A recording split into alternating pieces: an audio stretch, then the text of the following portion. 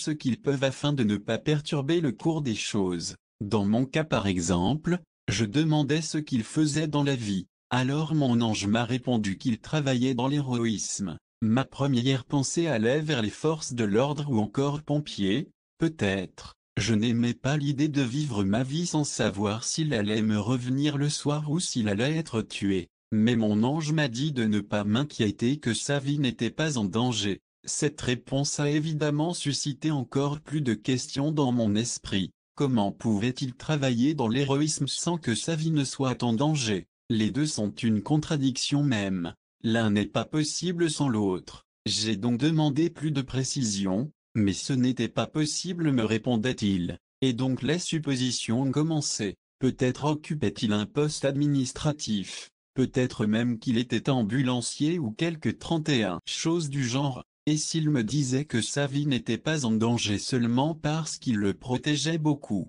pourquoi ne pouvait-il pas me répondre? Mon ange m'a alors dit qu'il ne pouvait pas, puisqu'il savait que j'irais le trouver et que ça ferait tout échouer. Bien sûr, je me vois entrer dans une caserne de pompiers ou un poste de police pour demander si l'homme de ma vie est là. Je ne suis pas idiote quand même. C'est ce que j'avais répondu à mon ange. Sauf qu'il insistait. J'irai le retrouver, ce serait plus fort que moi. Et puis j'ai attendu, jusqu'au jour où je l'ai finalement rencontré. Il travaillait effectivement dans l'héroïsme, ou plutôt, il était en voie de... Pour le moment, il travaillait à un endroit que je ne fréquentais pas encore. Et alors j'ai compris que mon ange avait raison. Je n'aurais pas pu m'empêcher d'y aller avant que le temps ne soit venu, ne serait-ce que pour savoir. Et ça aurait vraiment tout fait échouer puisque lui n'aurait pas été prêt. Trouver l'amour deviendra une priorité absolue, comme je le disais plus haut. Trouver l'amour,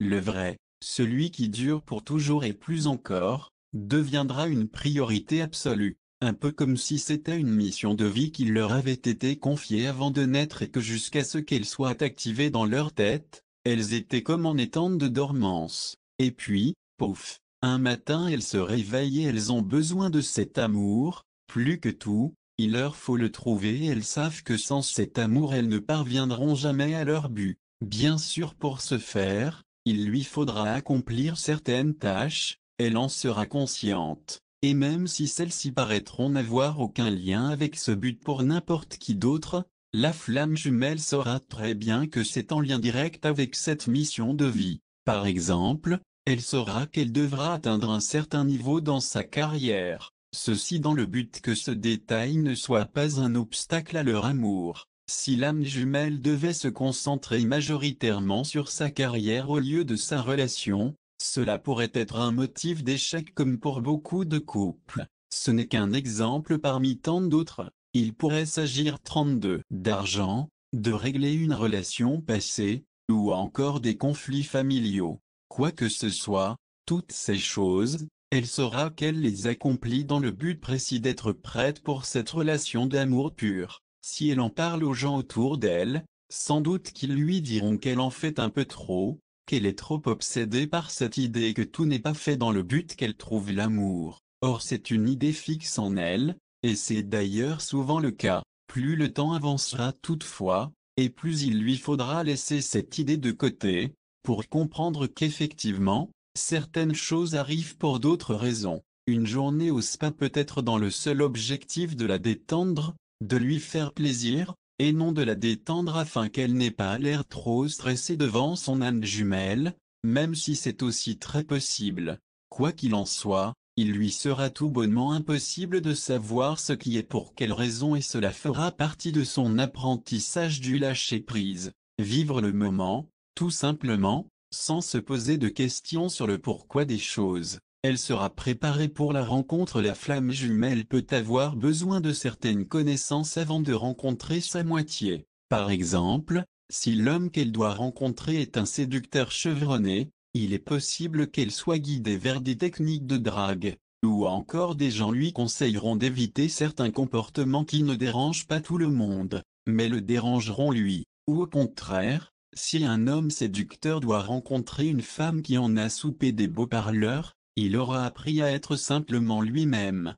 La flamme jumelle aura peut-être même fait une séance de magasinage peu de temps avant la rencontre. Les vêtements qu'elle porte ce jour-là sont bien évidemment décidés d'avance. Oui, vous aussi vous trouvez que les anges ont peut-être un souci de perfectionnisme. Aïe, aïe, je blague. Mais oui, ce sera à ce point. Nouvelle façon de se maquiller, ou encore pas maquiller du tout, nouvelle coupe de cheveux, etc. Elle ne sera pas obligatoirement parfaite. Attention, il faut faire la différence. Si elle souffre d'acné, sa peau ne sera pas nécessairement impeccable, puisque ce détail importera peu en fin de compte. Seuls les détails qui 33 compte seront au beau fixe, et ça, il lui est impossible de savoir lesquels. Moi je remarquais qu'avant chaque rencontre avec mon âme jumelle, j'avais perdu 2 ou 3 livres en plus, en l'espace d'une nuit seulement. La raison précise pour cela,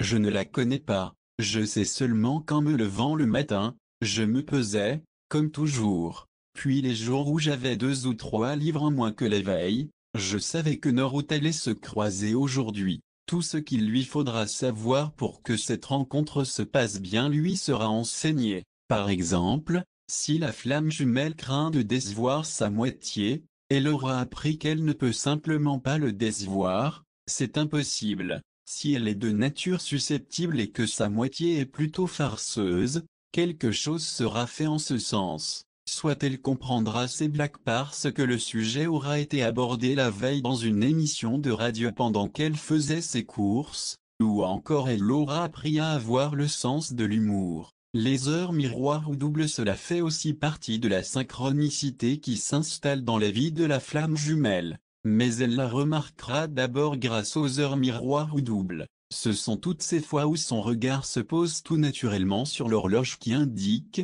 01, 01, 11, 11, 12, 12, 13, 13. Elle enverra plusieurs offices d'une journée, voire même toutes. C'est non seulement présage de synchronicité, mais c'est aussi le symbole des âmes jumelles. 2 personnes identiques formant 2 êtres uniques. Tout comme les 2 11, ou les 2 12, etc. Ce sont les heures doubles. Les heures miroirs quant à elles, sont le contraire 01, 10, 12, 21, 13, 31, 14, 41, etc.